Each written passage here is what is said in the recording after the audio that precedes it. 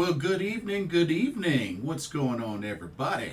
Welcome back to another Pro Wrestling Talk brought to you by Blitzball Champ Gaming here on the U to the Tube. I'm your host, Blitzball Champ Jason Ingram. So, I finally got around to watching DDT's Ultimate Party 2023. And I have to say, it was interesting, a little bit emotional, a little bit funny as well. But yeah, it was a lot happened on this show, for sure. A lot. But wanted to get on here and give my review of it. And yeah, let's get right into it. So, DDT Ultimate Party 2023 took place this past November 12th at the Ryogoku Sumo Hall, the Ryogoku Kojikan, which is in Tokyo, Japan. And it was quite loaded with a lot of matches, including a decent handful of championship matches as well. So there were a total of 12 matches. 2 of them were pre-show matches. So you had 2 pre-show matches and 10 main card matches. So let's go ahead and start with the pre-show. And this was an interesting first match because they started off the pre-show with a championship match. Check it out. So, the pre-show of Ultimate Party 2023 started off with a title match. We had the KOD Tag Team Championships on the line. As the champs, Romance Dawn, made up of Soma, Takao, and Shota, defended the titles against the team of Masahiro, Takanashi, and Antonio Honda. Now, this wasn't really an incredibly long match. I think maybe at least more than like 5 or 6 minutes, but definitely under 10. Had goofy comedy segments, especially from Antonio Honda. He even got on the mic during the match, which I guess that's kind of sort of his thing. But I don't know, just with the goofiness with him, teamed up with somebody like Masahiro Takanashi. I mean, I'm really not surprised of the outcome, to be honest with you. I'm really not surprised. But it felt like Masahiro Takanashi had to pretty much carry the team. Pretty much had to carry the team. But wasn't enough, as Soma Takao was able to put away Antonio Honda with a gin and tonic for the 1-2-3, and Romance Dawn. Soma Takao and Shota retain the KOD Tag Team Championships. So congratulations to them. But yeah, pretty interesting starting off the pre-show with a title match. So really, really interesting. Okay, let's go into the next match. Here we go. All right. Okay, for the second and final pre-show match, we had ourselves a special Rumble Rules Tag Team Battle Royal. So we had five teams total, and this was done pretty much Battle Royal elimination style, which means you eliminate one person of that team, the whole team is out. So you can eliminate them via pinfall, submission, or toss them over the top rope. Feet touch the bottom. Your 5 teams. So they came out in a specific order. So I'm a first read the order that they came out, and then I'll go over eliminations. Well, actually, no. I had that backwards. So let me actually go over the team. So we had... what am I doing? I'm jumping the gun. Sorry about that. Let me go back to this. We had the team of KANON and MJ Paul of Damnation TA. We had Naruki Doi and Kazuma Sumi. We had the team of Toi Kojima and Yuki Ishida. The team of Yusuke Okada and Yuya Koroku. And the team of Takeshi Masada and Rukiya. Which, also, Yusuke Okada and Yuya Koroku are from the team Burning. But yeah, those were your teams for this match. So, pretty good match overall. Definitely a pretty good match overall. The only thing is that Takeshi Masada, because he had a match later, he ended up getting replaced with Yuni. So it ended up being Yuni and Rukiya. So just the FYI, because Takeshi Masada had the match with Kurashio Tokyo Japan, he got replaced by Yuni. They just, so I didn't have an updated graphic, so I do apologize for that. But let's go over the order of appearances. So it started off with It started off with Toi Kojima, Yuki Ishida, and the team of Yuni and Rukiya. Those were your first two teams to get started. And then Burning entered the fray, which is Yusuke Okada and Yuya Koroku. Then Naruki Doi and Kazuma Sumi entered. Then Damnation TA's KANON and MJ Paul were the last to join. Okay, that was the order of appearance. Now the order of eliminations came like this.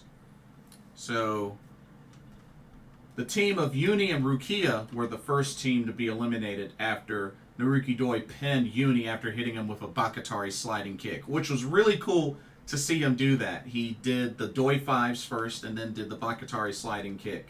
So it was really good seeing that. Then MJ Paul pins Toi Kojima after hitting a jumping splash, pinning him for the 1-2-3. So the team of Toi Kojima and Yuki Ishida got eliminated second. And then Yusuke Okada was able to eliminate Naruki Doi over the top rope, throwing him over the top rope. So the team of Naruki Doi, Kazuma Sumi, got eliminated. And then, finally, Yuya Koroku was able to roll up MJ Paul. It was a nice little counter roll up. Well, actually, no. It was kind of like, that pin that Rob Van Dam does with his legs, but it kind of almost looks sort of like a roll up. That's pretty much what Yuya Koroku did to MJ Paul, but was able to roll him up for the 1-2-3. And the team of Burning, made up of Yusuke Okada and Yuya Koroku, wins this Rumble Rules Tag Team Battle Royal. So congratulations to them. It was kind of a bummer that Kazuma Sumi and Naruki Doi, which was the main team that I was cheering from, because I'm a big Naruki Doi fan. But it was still a good match. It was still a really good match. Definitely pretty chaotic, but very enjoyable. Okay. Now we're going to go into our main card. The main card started off with the ladies.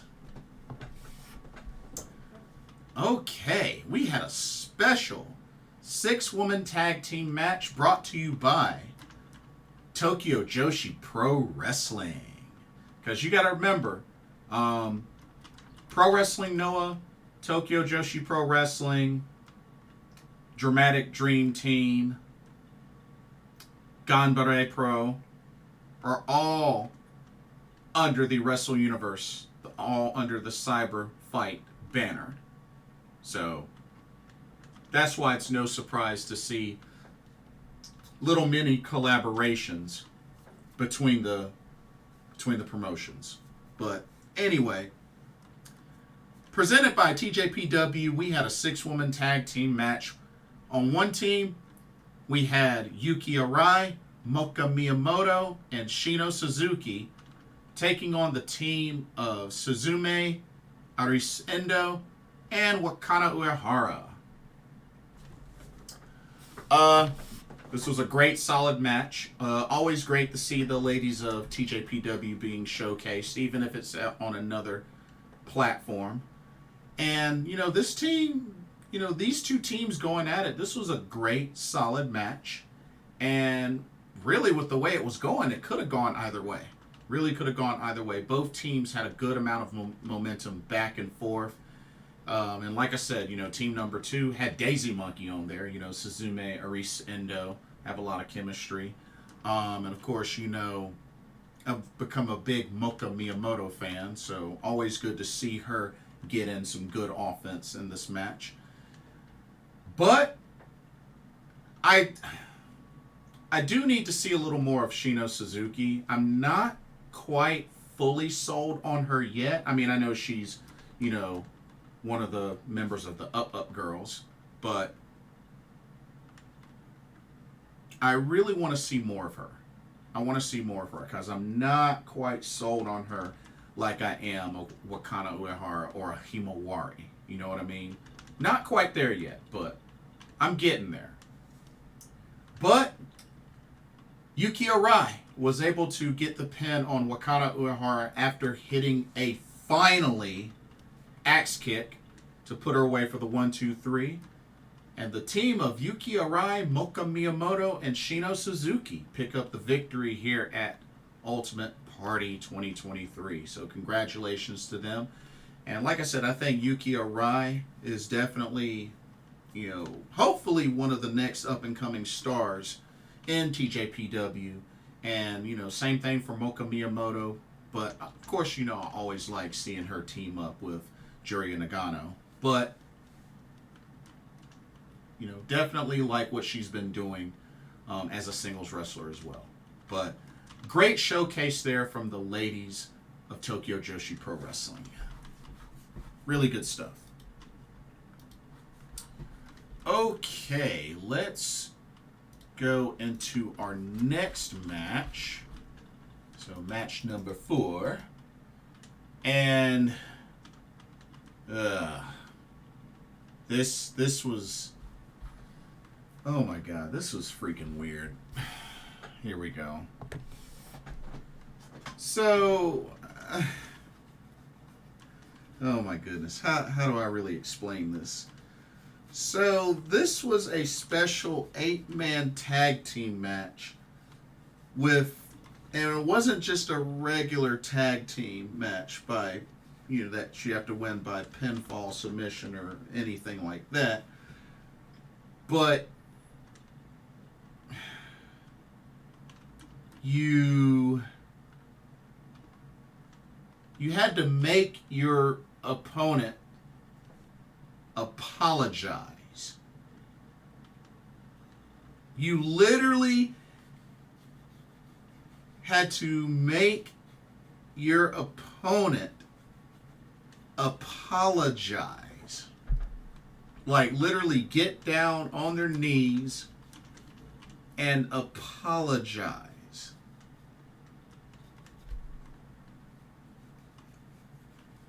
That has got to be the weirdest match stipulation, or one of them. One of the weirdest. Anyway. Oh, God.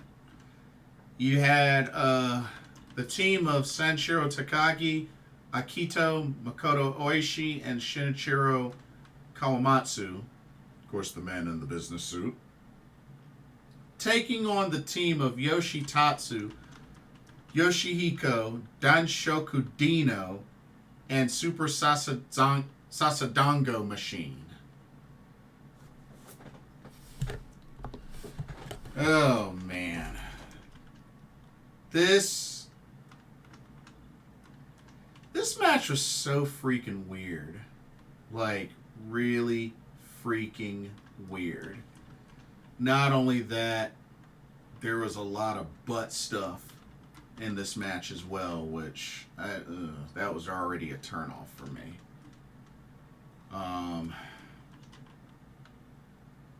Yeah. This was just weird. Really, really weird.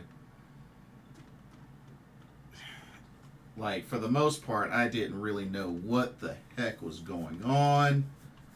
But, yeah. I mean, it was weird. It was just flat out weird. But, it was apparently Sanshiro Takagi that ended up being the one that did the apology. So with that being said, the team of Yoshitatsu, Yoshihiko, Danshoku Dino, and Super Sasadango Machine win the match because they were able to make the opponent apologize. What they were apologizing for, I have no idea, but it was freaking weird. That's all I can say. It was freaking weird. It was really freaking weird. Yeah. Let me just go ahead and go on to the next match, cause yeah. Let's just go right on ahead to the next match, okay? Yeah, let's just go on to the next match. Match number 5. So, we had a special singles match where we had Kuroshio, Tokyo, Japan. Most of y'all may know him as former NXT superstar Ikemen Jiro, taking on Takeshi Masada. You know something?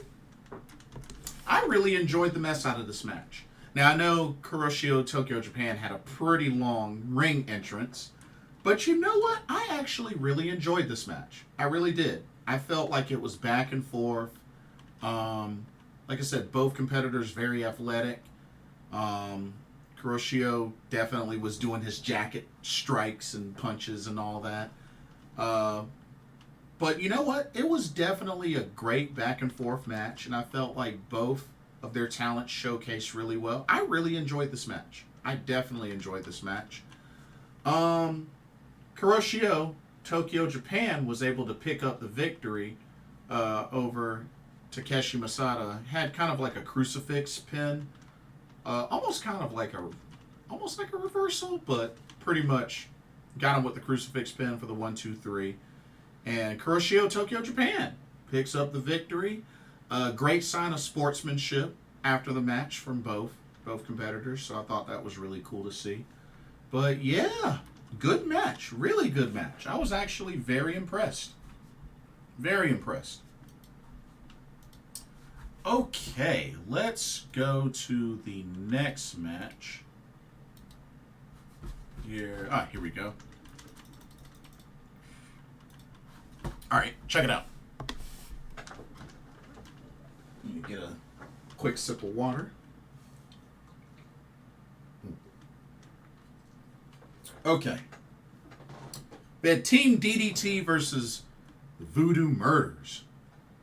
Team DDT, made up of Jun Akiyama, Harashima, and Yuki Onaya, taking on the Voodoo Murders, made up of Jun Saito, Rei Saito, and Toshizo. I'm pretty familiar with everybody in this match, with the exception of Tojiso. Don't really know that guy. But this was a pretty good match. I felt like Yuki Onaya was pretty much the match stealer. You know, we got to see a lot of him in this match. So, I think that it would have been nice to see a little bit more Jun Akiyama. But still, I mean, it was still a pretty decent match overall. But,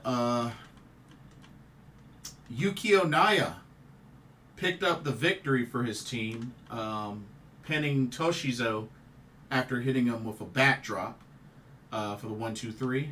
But yeah, Jun Akiyama, Harashima, Yuki Onaya pick up the victory over the Voodoo Murders. Team DDT for the win. But yeah, it was an alright match. You know, nothing really too crazy or anything like that, but it was an alright match. Okay, before we finish off the rest of this card, here's a quick word on the sponsor for this video, Game Beauty. Check them out.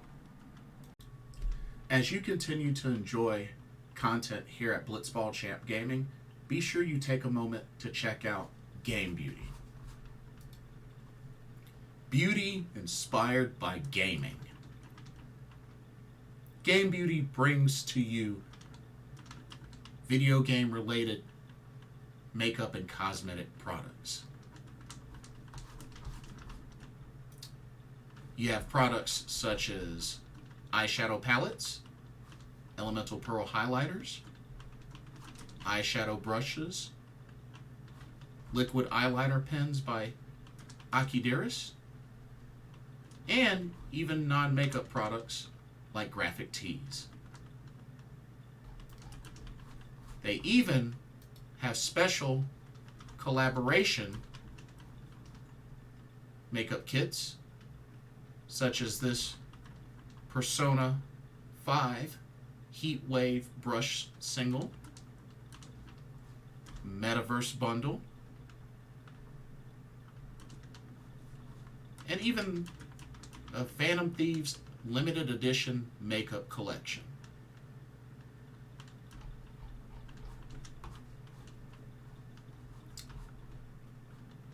Also remember that Game Beauty provides international shipping of $60 or more.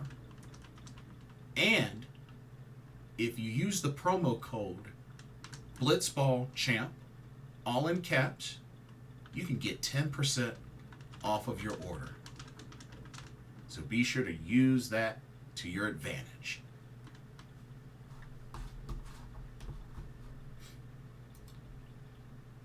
Now, back to your regularly scheduled video. Enjoy, and thank you. Alrighty, let's continue with the rest of this card. This next match was very entertaining and definitely one of my favorites of the card. We had a special singles match. We had Daisuke Sasaki versus Tetsuya Endo. And I must say, this match was definitely back and forth. Tetsuya Endo has crazy high flying ability. And the dude is rather ripped as well. But this match went back and forth. Daisuke Sasaki, of course, definitely brought his A game in this match. But these two really look good. They looked really good in this match, and felt like it could have gone either way. But Daisuke Sasaki was able to submit Tetsuya Endo with the crossover. Although he didn't tap out, he pretty much passed out, so the referee stopped the match. So Daisuke Sasaki with the submission victory, but really solid match. Very solid match between these two, for sure. Well, it's about to get a little emotional, y'all, with this next match, because it's a big one. It's a really, really big one. Here it is, ladies and gentlemen. This is the retirement match of Saki Akai. Yep. As in, after this match, she officially retired. So, the match. We had Eruption, which is Saki Akai, Yukio Sakaguchi, and Hideki Okatani teaming up to take on the team of Naomichi Marufuji, Kazusada Higuchi, and the Pink Striker Miyu Yamashita. Now, I tell you, this match was very unique and just very hard-hitting between both of these teams. And definitely the opposing team each got in a good bit of offense on Saki Akai. And I know there was a lot of back and forth between Saki Akai and Miyu Yamashita. But, I mean, both of these teams really went at it. Big fan of Naomichi Marufuji. And I do like Saki Akai and Miyu Yamashita. I've met Miyu Yamashita, so. But yeah, this was a very, very great match. It was cool that Eruption allowed Saki Akai to have her own entrance, so that was really cool. This was back and forth, and Saki Akai definitely went down like a champion. I mean, after all, Eruption are the KOD 6-man tag team champions. And she really brought her A game, especially for this being her final match. And she went out fighting well. But Miyu Yamashita ended up being the one to deliver the death blow to Saki Akai. And what fighting spirit from Saki Akai. She kicked out of the Crash Rabbit Heed. And then as she was getting up, her tag team partners, and the opponents, they backed off and got out of the ring and left it for Miyu Yamashita and Saki Akai to have the final moment. So the men left the ring for them to have their final moment. And once Saki Akai got up to her feet, a couple of seconds later, Miyu Yamashita finished her off with a skull kick and then pinned her for the 1-2-3. So Miyu Yamashita puts away Saki Akai to end her pro wrestling career. And of course, immediately hugged Saki Akai after the 1-2-3. There you have it, folks. Now Saki Akai, at age 36, I believe 36, yeah, has officially retired from in-ring competition. And I know she was in tears, and everybody in the ring paid her respects. And there was a couple of more folks that paid her respects. Folks like Hiroshi Tanahashi, Togi Makabe, Rina Yamashita, Takumi Aroha. Heck, even Shinsuke Nakamura, which they unfortunately couldn't show during the broadcast, but thankfully, it's up on social media. But yeah, shout out from Shinsuke Nakamura. So I thought that was really cool. Her teammates presented her with bouquet of flowers. And they gave her a 10-bell salute. So that was a nice little retirement ceremony after the match. for Saki Akai.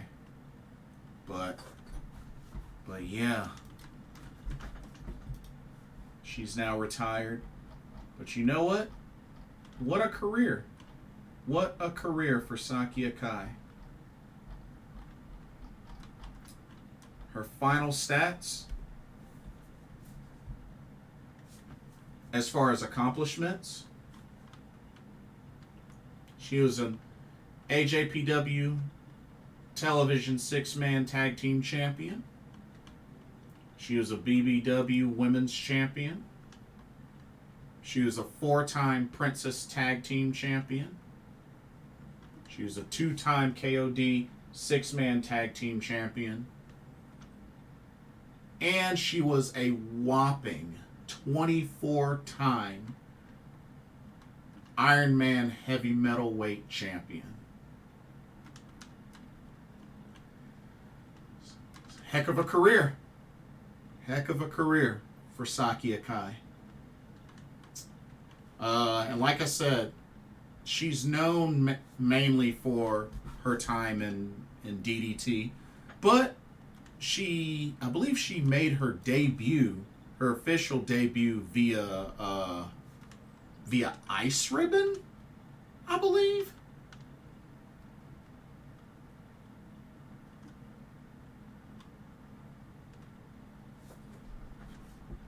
Yeah, I believe she made her debut in Ice Ribbon, but I mean, she's known for her time in DDT mainly.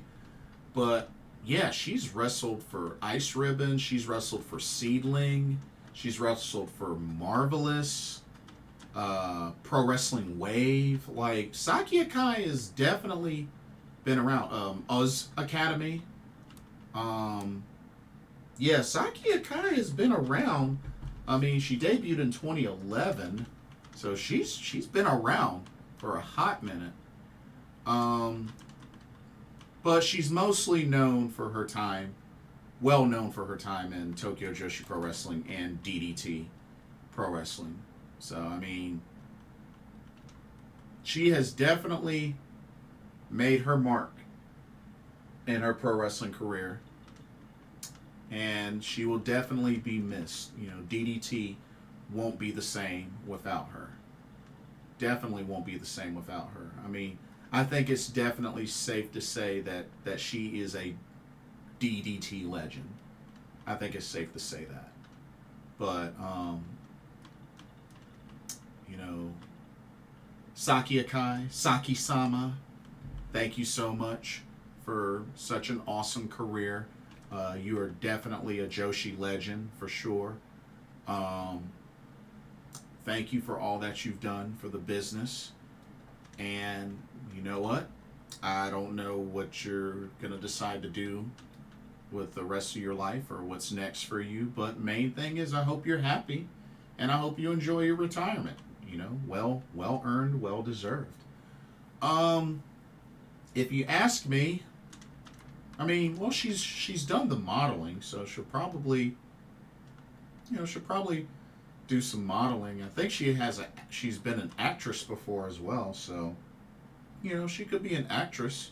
You know, maybe get into movies, but you know, or who knows? She might become a trainer. You know, she could be a trainer if she wanted to. But whatever she decides, main thing is that she's happy. That's the main thing.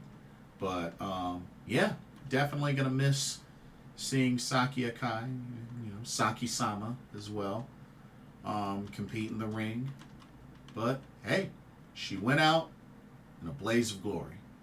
And I'm just happy I got a chance to, you know, watch some of her career. And, yeah, amazing, beautiful woman, great wrestler as well. So, enjoy your retirement, Saki Akai. You deserve it. Best of luck to you. Okay, let's continue with the rest of the card. This next match, oh my goodness. This next match was rather wild. Really, really wild. So, we had the Iron Man Heavy Metalweight Championship on the line. Hiromu Takahashi, the champion, versus Kazuki Hirata. Now, this wasn't just any regular match, but this was a match filled with multiple stipulations. And there were some pretty crazy stipulations that were decided by the spin of a wheel. So, oh my God. So, they had a musical death match, which is really weird how that even worked out. It seemed like they were playing like musical chairs, pro wrestling style, like it was weird. So they had a musical death match. They had a handicap match where Hiromu Takahashi was able to get Yoshiko to team up to take on Hirata-san. You had a dancing contest between the two, and you had a bra removal. Like, both competitors had blindfolds on and bras, and they had to remove the opponent's bra. It was weird. It was so freaking weird. Really, really weird. And then, like, the last segments, was pretty much, normal pinfall submission and all that. But, man, this match was just wacky and weird. But Hiromu Takahashi was actually able to pin Kazuki Hirata with just a regular fisherman suplex. Yeah, just a fisherman suplex. Pinned him for the 1-2-3. Hiromu Takahashi retains the Iron Man Heavy Metalweight Championship. But it didn't end there, because all of a sudden Hiromu was lying flat on his back with the Iron Man Heavy Metalweight title in one of his hands. And he had the IWGP Junior Heavyweight Championship lying on his chest. And the freaking ref counted 1, 2, 3. And then the actual IWGP Junior Heavyweight Championship was deemed the Iron Man Heavy Metalweight Champion. What kind of mess is that, y'all? Like, I tell you, man, DDT be on that wild stuff. They be on that wild stuff. Like, oh my God, that was just weird. And then all of a sudden, Kazuki Hirata pins the IWGP Junior Heavyweight Championship to win back the Iron Man Heavy Metalweight Championship that he once had. Can y'all believe that? So then Hiromu ends up walking away, no longer the Iron Man Heavy Metalweight Champion. It was... And then all of a sudden, he gets kissed by Danshoku Dino, and I'm just like, okay, was that really necessary? Like, really? Is that really necessary? So, that was just, oh my God, that was weird. That was legit weird. Really, really weird. But, yeah, whatever. Oh man, let's get back on track here. Let's get back on track here. Okay. Next match, we had the DDT Universal Championship match. The champion, Matt Cardona, of course accompanied by Steph DeLander, defended the title against Mao. Overall, this was a good match. Definitely had some hardcore elements in this match for sure.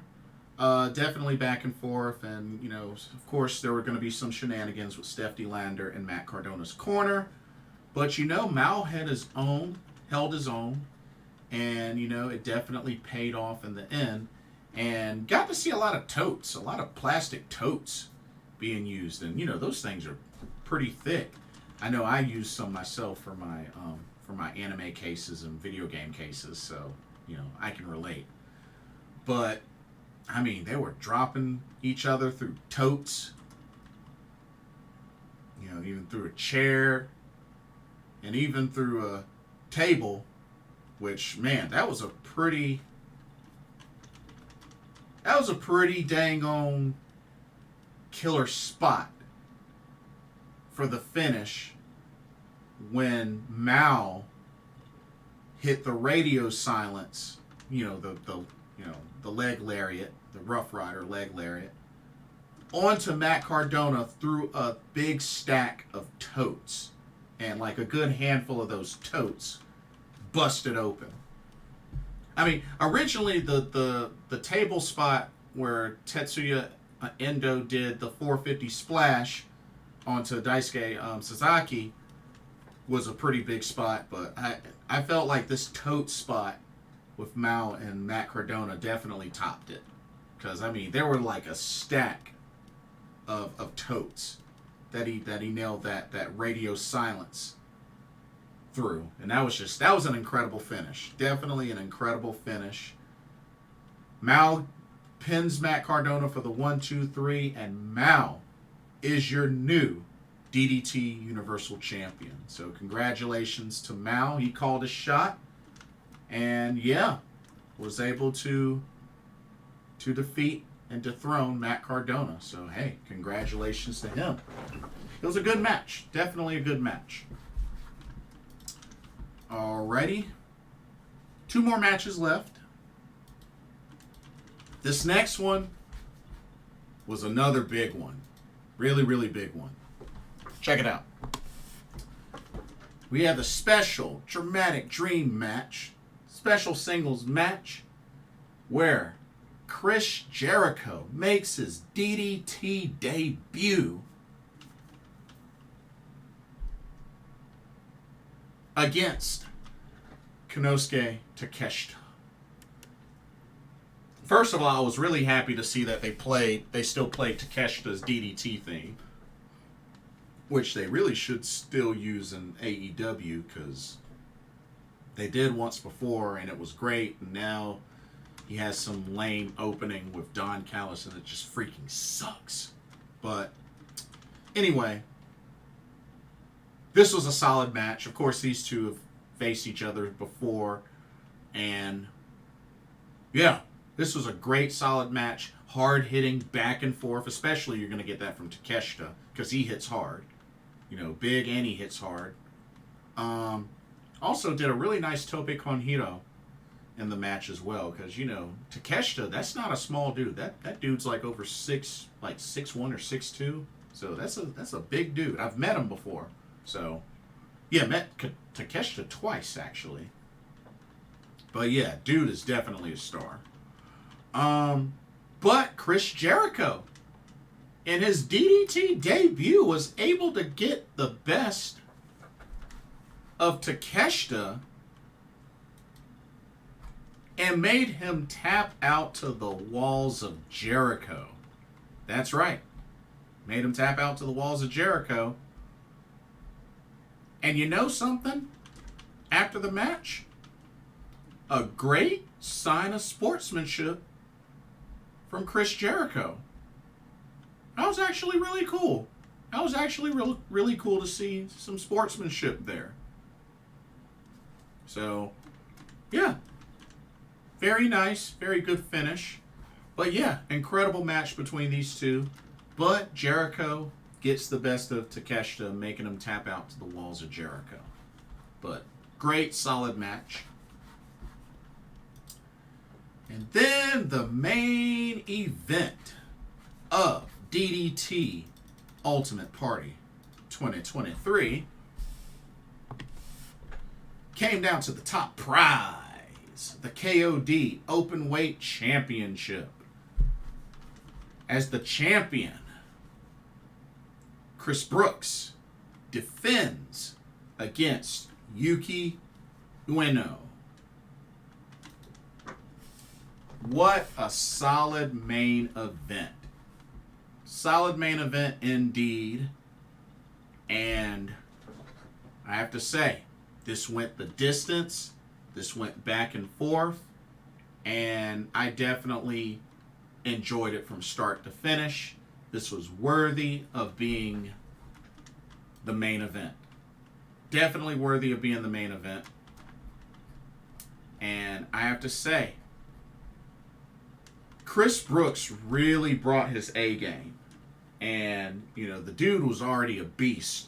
And was really impressive how he even won the title back, defeating Yuji Hino back at Wrestle Peter Pan earlier this year.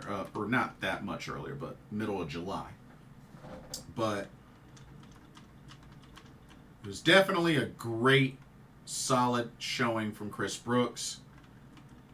But this was Yuki Ueno's night, as he was able to dethrone Chris Brooks. He hit that front flipping DDT and then pinned him for the 1-2-3.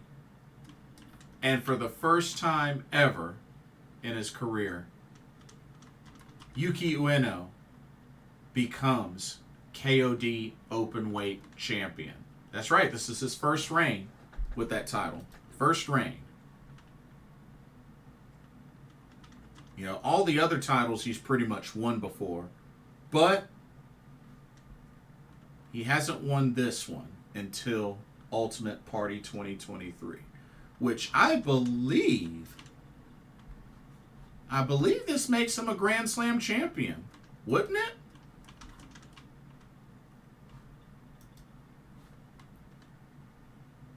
Doesn't this make him a Grand Slam champion?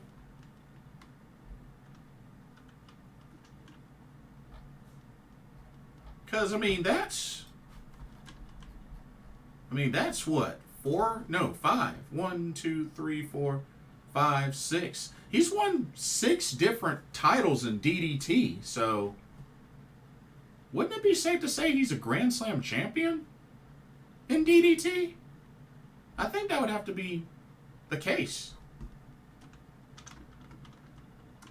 So, yeah, but we'll see. I don't know how they do their format with that, but if you ask me, I'd say give it to him. I mean, he's held 6 different titles in DDT. I'd say he deserves the title of Grand Slam champion, but that's just me.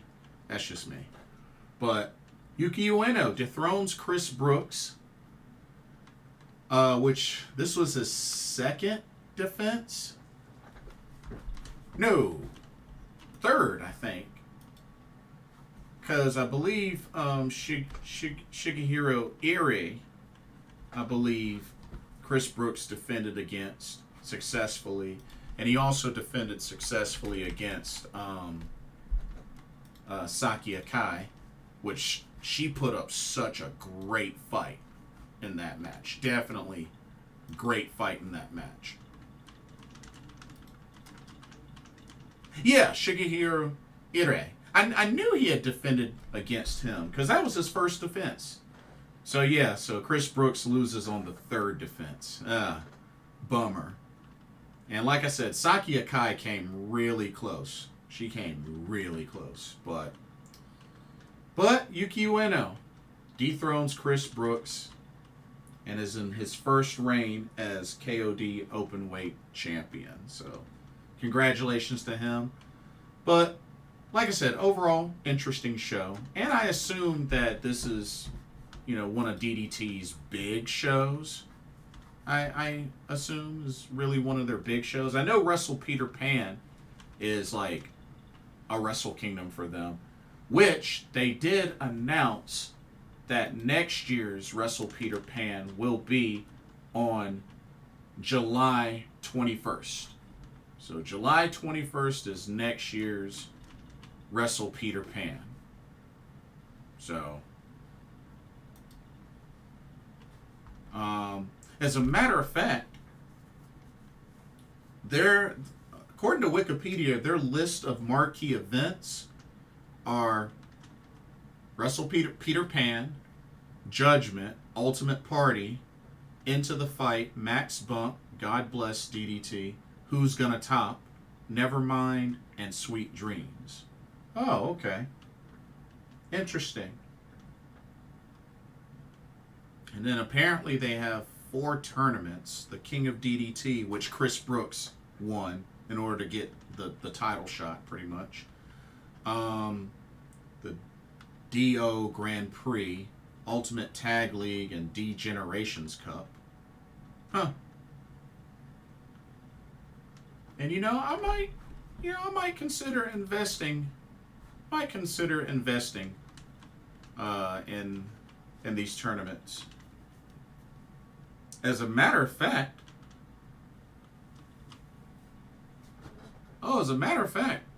the DO Grand Prix is getting ready to start. November 26th. 12 participants. So it runs from November 26th to January 3rd. Wow. Okay. Dang, so the finals is one day before Wrestle Kingdom. Goodness gracious. But 2 blocks. They got Block A, Yuki Ueno, Tetsuya Endo, Kazusada Higuchi, Daisuke Sasaki, Harashima, and Yuki Ino. And then for the B block, Chris Brooks, Mao, Yuki Onaya, KANON, Kazuki Hirata, and Rei Saito. Oh, interesting competitors.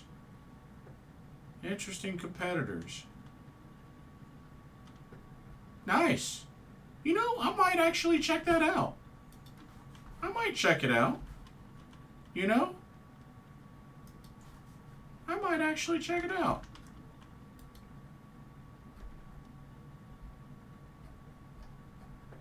So the King of DDT is apparently, a single elimination tournament. Okay. So that's a single elimination tournament that they usually do in the May, June, July area. So I guess it tends to be a summer tournament. Okay. Interesting.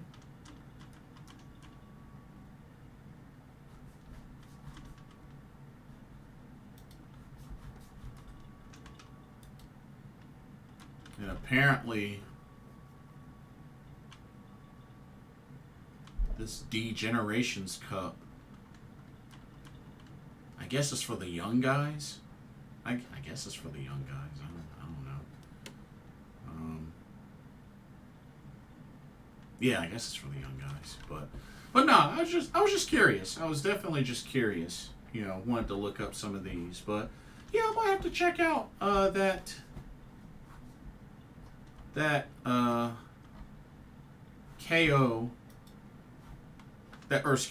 DO Grand Prix. I might have to check that out. I might do that. But anyway, that'll do it for this review. Don't forget to check out the link to Game Beauty. Don't forget to let me know what your thoughts are. What did you think of DDT Ultimate Party 2023? What did you think of the matches? How do you feel about Saki Akai retiring? What do you think will be next for her? And yeah, let me know what your thoughts are. Don't forget to like, comment, subscribe, hit that notification bell while you're at it. Thank you so much for watching. Hope you enjoyed the video. For another pro wrestling talk video brought to you by Blitzball Champ Gaming here on the U to the Tube. I'm your host, Blitzball Champ Jason Ingram. I will see y'all in the next video. God bless. Take care. Laters.